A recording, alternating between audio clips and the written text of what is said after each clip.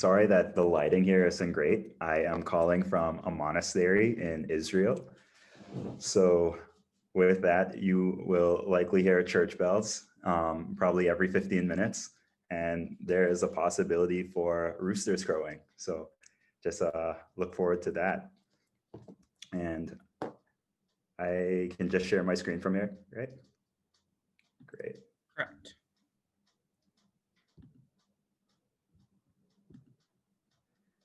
Okay, so I'll go into present.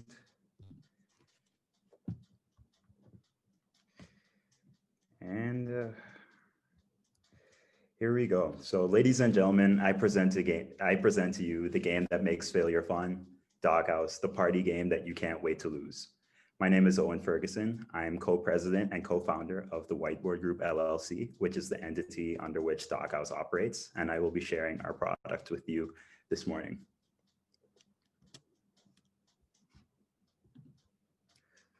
So Doghouse is a game made for mature audiences, perfect for adult parties. It entails 6 satirical spin-offs of traditional party games, including Truth or Dare, Never Have I Ever, and categories. The way you select a game is by taking turns rolling a regular 6-face die, and with that, drawing a card from that respective deck. Each deck is a different game, and each game has a different way of getting players sent to the Doghouse. There are no winners, but at least one loser per round. And you guessed it, the losers are the ones who are sent to the Doghouse. This game is best played casually, with that no one stays in the Doghouse. Each round it resets, and no one is in with it resetting, no one is in the Doghouse for more than one round. However, there's also a way where you can add a competitive edge to it, whereas you just keep track of how many times players are sent to the Doghouse and tally it up at the end of each round. This game was conceived in the second of 3 courses in the College of St. Benedict's and St. John University's Entrepreneur Scholars Program. This program teaches entrepreneurship through practice, so coursework, business travel, mentorship, and ultimately being tasked with attempting to launch a business venture. Through this program, my team and I got together, received a myriad of resources, and even got to meet our game manufacturer in China back in December when we had the opportunity to travel there for the purpose of business visits through the program. Our team always thought Doghouse was a fun idea, but we all had different plans for ourselves upon graduation.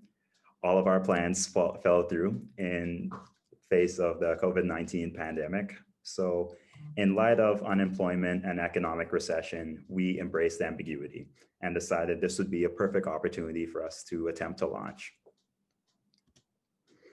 As of now, I would say we are just past the launch stage. We introduced our game to the market through Kickstarter in May, and we're quite successful given the limited time spent in planning, as well as the limited resources we had at the time. This campaign provided more than enough funds to cover our startup costs. So we are pretty certain now that we are able to move forward. So just as you can see, 333 backers, $18,932, which is 118% of our $16,000 goal. And as the presentation goes on, I could give you some dates that were pretty significant throughout that process.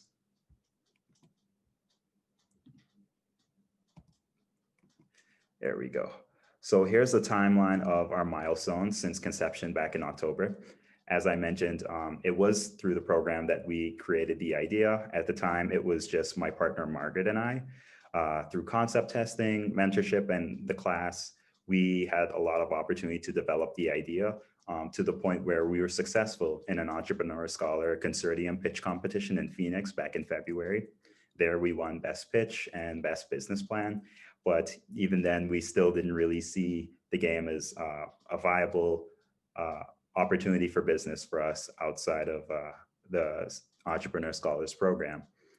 So as I mentioned, in face of the economic times we've been facing, Hannah and Zach joined the team, and the 4 of us formed the Whiteboard Group. That was back in May 25th. And in August, we launched. On August 4th, we hit the ground running, and exactly 3 weeks after that, August 25th, we reached our goal. leaving us 9 days to reach to just push, raise as much money as we could. And we wrapped things up on September 3rd with that 18,932 total.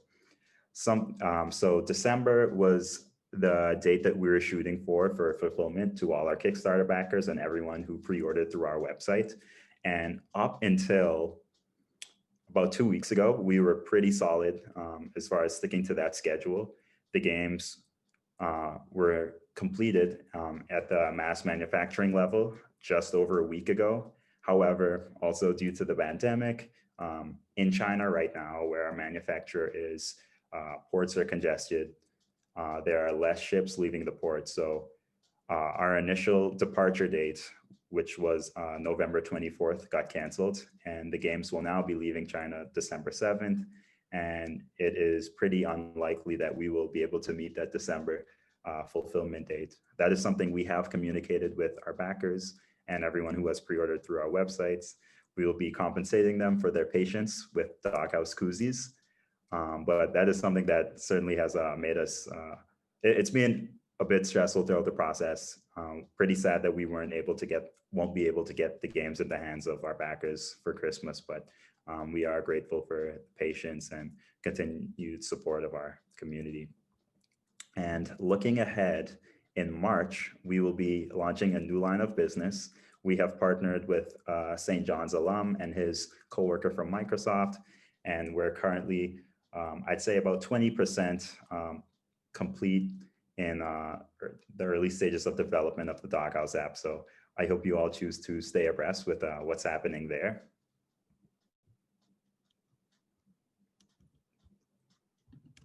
There we go. And so finally, what you as a community can do to help us. You can share any feedback or contacts of persons in the gaming or retail industry. Also, any knowledge that you have on distribution and storage strategies, we would so greatly appreciate. As I kind of alluded to, this is the thing my team and I are most nervous about, especially now in the face of the delay in shipping, and with that being late in fulfillment. We really want to figure out best practices in this respect before the games do arrive in either late December or early January. You can also follow us on social media.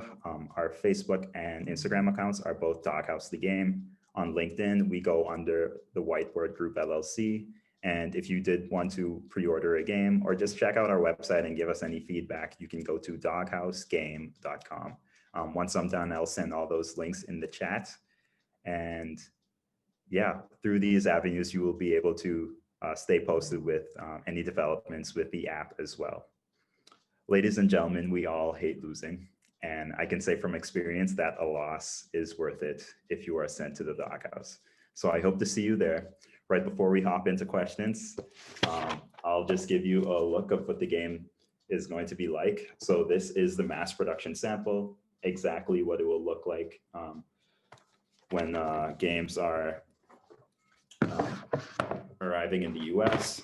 So once you open the box, you have here just some ideas of how to play as far as gameplay, as well as the glossary. In the back, you have detailed instructions, as well as a more brief look at the instructions at the back, and the 6 decks of cards and 6 face die in the middle. That's all I have for you. Thank you so much for your time. Looking forward to any questions and comments you may have. Awesome. Thank you very much, Owen. If people have questions or comments for Owen, feel free to type those in the chat. If you type them in the chat, I will call on you and ask you to read your question out loud. That'll help anyone who's tuned in via Facebook Live. You can also feel free to raise your hand using the hand raise feature, and I will call on you that way. But yeah, Owen, I have to say, in my experience, I think you might be the farthest away anyone has ever been presenting for 1 Million Cups Mankato. So congratulations on setting that record. It sounds like it's going to be a hard one to beat.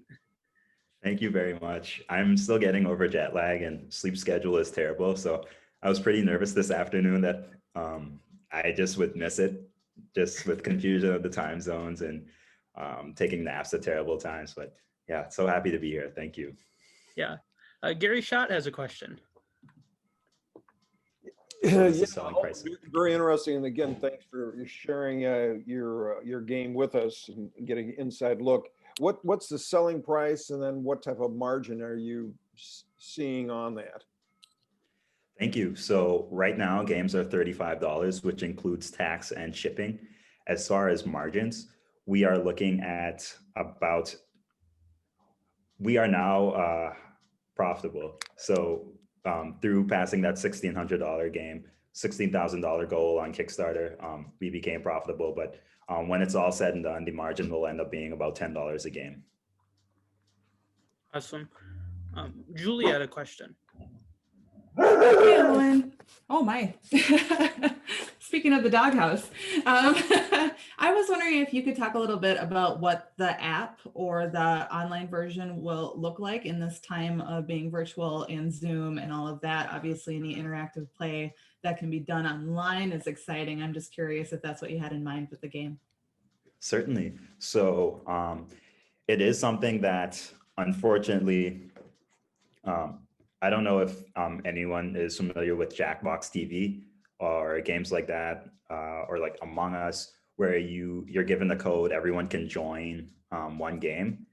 I think that is probably the ideal format right now with COVID. You could play remotely. However, the model that we are taking, just because it's more affordable for us with where we're at in our process, is one person on either a phone or iPad.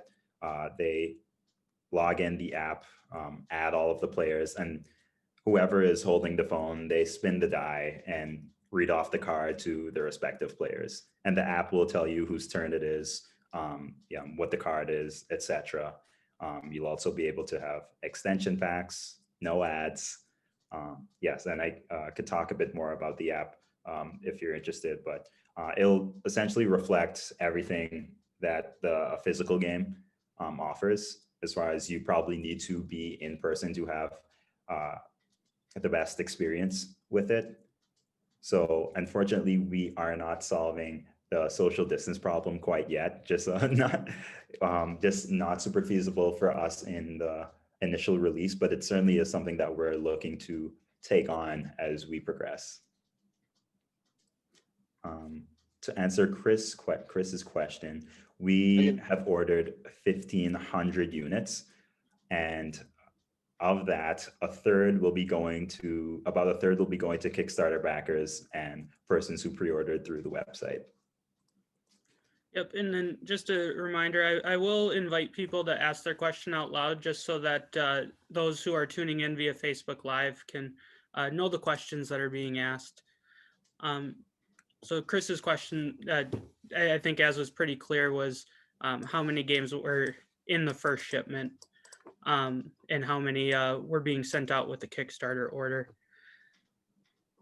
And I'll just add to that, I appreciate your scrappiness of as they're getting ready to be shipped over, that you're trying to figure that distribution side of it out. That's always how it goes. So good job on that. That's me honestly being the source of my nightmares the last month. It's been pretty tricky. The initial ship didn't get canceled until probably 2 days before.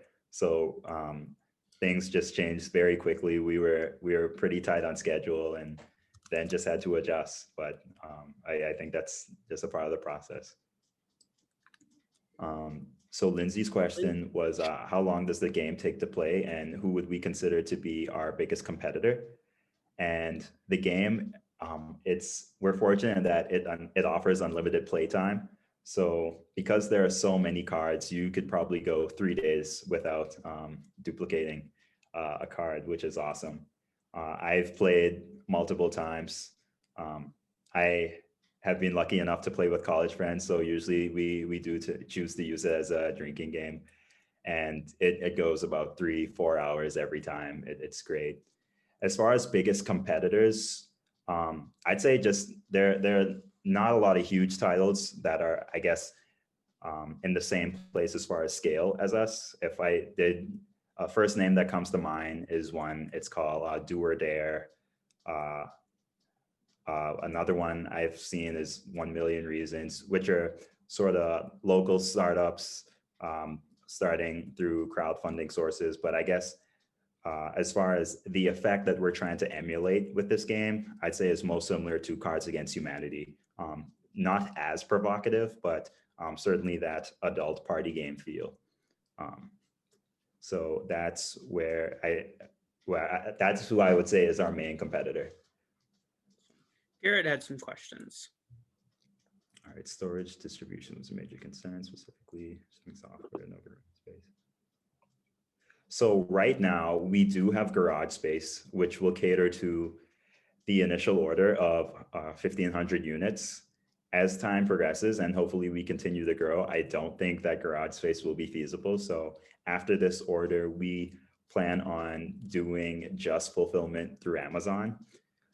I think, I mean, that definitely will cut into our margins, but to that end, we won't have to worry about having to meet all of the expectations that comes with being an Amazon supplier. We also will have the privilege of knowing that each game will get to buyers in a efficient manner. They'll get to them. Everything will be smooth in the process as far as getting it to them without any disruptions. So I think that's the benefit with going to Amazon in the second phase. But in this first phase, we're still trying to figure things out, just because operating out of a garage will come with its challenges. So fulfilling on our own is where we're still trying to piece things together. So Sarah's question, do you currently have distribution set up anywhere else in preparation for shipment? We do not. So currently we are working out of once the games arrive, I won't be there, which I am ecstatic about, because I think it's going to be so tough, and I do not envy my teammates in this respect at all. But they will be operating out of one of our teammates, their cabin's garage. So it is not a very, we don't have a lot of plans there. People will bring on the day that they plan to do like most of the distributions, like everyone will bring their little siblings, but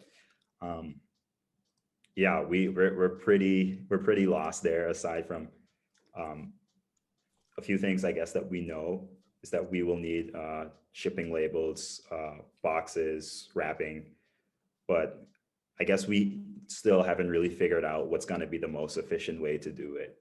And especially after that first day of getting games out, as orders continue to come in, just figuring out a way to do that efficiently, because right now, as I mentioned, I am in Israel. The three of my partners all have full-time jobs. So we just want to find out a way to get that done efficiently, getting games out once they are ordered through the website. Abdul has a question. As far as long-term growth strategy, I'll be honest, I don't think my team has really had the time to sit down and figure out what that is yet. The opportunity to launch the app presented itself right at the end of our Kickstarter, probably 2 days before it ended. So just when we thought we were going to be able to kind of think about things, just referring to the board game a bit long-term, a new opportunity presented itself. So we really have not given ourselves that space to breathe and plan out quite yet. I know we are all committed to at least 2-3 years of us being the sole owners and trying to push the board game through particularly online platforms such as this, where you can share with different communities throughout the world as much as we can. And we'll be doing the same once the app comes out. But honestly, yeah, we have not gotten too far as creating a long-term strategy. Oh, and one question I had for you regarding shipping, since it sounds like that's been a major thing that, you know, is an issue for you guys. Have you looked into any third-party companies, you know, any companies that you can supply them with the mailing lists and the products, and they can take care of the shipment and fulfillment for you? Yes, thank you for that question. That is something that we have considered. I think because of the nature of Kickstarter fulfillment, it would be a little tricky because we do have to include other gifts. So specifically, there's a tool included in some of our gifts called a pickaxe. It's a product created by another entrepreneur scholar's product. Those guys are just one cohort ahead of us. We also have stickers, and as I mentioned, the koozies. So the complications there will be packaging for the Kickstarter backers. So that kind of eliminated that option for this first order. But it's something that we have been considering possibly in lieu of Amazon once we get to ordering a second and third and so on shipment order. Okay. Oh, I remember Tring. Really? Yes, Yeah. yes. You know what? They were actually the ones that recommended the Mankato community. Okay. I will say this is a lovely turnout, so the hype is real. Well, thank you. Are there other questions for Owen here? And I don't know if anyone's checked to see if every once in a while we have some questions come in on the Facebook Live. I'm not seeing any there either. So to answer Lindsay's question, which is if there's any interest in creating the board in the US or is that too cost prohibitive? 100%. I would say, because we did do some shopping around as far as examining our options, 2 manufacturers in the US and about 2 manufacturers in China and 4 to 6 in the US. And with all the US companies, we'd be spending anywhere from 50 to 150% more. Also, we found that generally speaking, the minimum quantity was much higher. We would have preferred to go with the US companies just for one, the ease of language, location, supporting local, just so many reasons, but it just was not something that was affordable for us in this initial stage of our business. I will say though, we have had an extraordinary experience working with our current manufacturer, Longpack Games. They have just been phenomenal. I think the prices are very fair as well. So I am grateful that we are in partnership with them right now. I saw Bobby Drengler raised his hand and then Gary Schott followed up with a question as well. Yes, I'm very interested in your application. I'm involved with getting 3 application or apps developed right now. Have you found a developer for your app? Yes, we have. Thank you. So the gentleman who reached out to us with the idea, they are both developers. They both do special projects with Microsoft, and on their own, they both had done some small projects with small game apps before. So this was kind of just their golden opportunity to capitalize on an idea that was already in existence, but it wasn't an app yet. So far, it looks like they know what they're doing. I am the farthest from a tech person ever, so I can't confirm or deny whether or not they actually do know what they're doing quite yet. But so far, we're feeling pretty good about how things are looking. And I'd say just in transparency to the community, that is something that luckily we are not having to pay for upfront. We are getting free labor. They're taking, once things do get moving, they will be taking a hefty chunk of the profits, but something that my team and I saw as worth it. Because as you'd probably know, we'd be paying probably a 6-figure bill had we gone to other developers. Right, right, and you're on the lucky side of that. You know, just put a deadline on the extent of how long they can collect on your contract. Yes, and that is something where our mentors from the Entrepreneur Scholars Program has been very helpful. We have a lawyer who worked out our joint partnership agreement, he helped us get set up as an LLC and really helped us to, so what we're doing is going into 1 year of contract agreement with them. And after that first year, everything will be up for renewal. And if the app proves to increase the sales of the physical game, they will also receive, in addition to the profits, they will also receive royalties on the physical game. However, if we don't see success, it will be a different conversation. Very good. Very good. Very well done. Thank you. And then Thank you very much. the last question was from Gary, and then I'll have Gary follow up his question with the final 1 million cups question as well. Okay. And I had put out there on, you probably saw, as far as market research, and definitely understand that you did this during the COVID. And so in interest of time, I would add that maybe given COVID and the pandemic, or have you thought about adults being in their own bubble? We have family and groups of adults that are kind of bubbled themselves, that maybe this is an activity to promote during the pandemic. Here's something to do in the bubble for adults, and capitalize on the situation we're in. Thank you.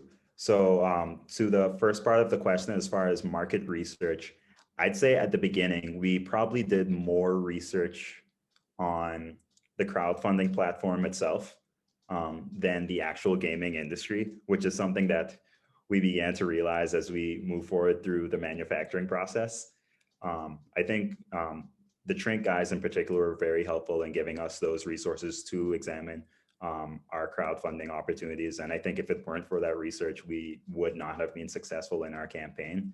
But as far as research within the industry itself, we have a few contacts in our St. John's, St. Ben's network that were pretty helpful.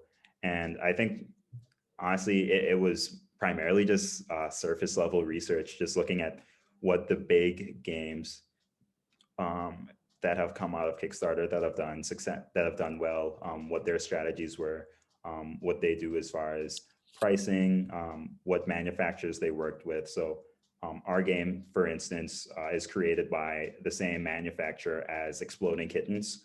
So we kind of tried to follow as best as we could the example of the bigger names, as opposed to the games that are more smaller label. And the reason behind that is games with the smaller labels, and we find that unless the company itself is continually pushing out a game every year, they do not tend to be successful for longer than 5 to 10 years, unfortunately. So that's why we tried to follow the example of the bigger brands. And as far as capitalizing on the pandemic, it absolutely is something that we have done. A conversation that I recall in particular is I gave a pitch to the director of residential life at St. John's University that went extraordinarily well. And they ordered a chunk of games with hopes of just putting them in different dorm rooms, hoping that it could give kids something to do, a reason to keep them in their room, as opposed to going out to the bars and house parties. So we certainly have been riding on that coattail. Good. Well, the last question, you had a very good slide as far as what can we, the community, do for you? And you had that listing. Perhaps out of that list, there's something of particular emphasis after this discussion. So anything you else would like to highlight from that list of what we can do for you? Thank you for that question. I think right now, and I've received some direct messages from persons in the group, which I'm eager to get in contact with. Any advice, strategies, best practices in the distribution arena, I think would be greatly appreciated. It's something that we all are pretty green on in my partnership, and would love any advice there. And beyond that point, I would encourage people to try out the game. I'll share all the links on the chat here. You could check out our social media, and if it seems of interest, you could also see samples on our social media and website. If it's something that you think you'd be interested in, encourage you to give it a try, and we'll have them in your hands hopefully by next month. Awesome.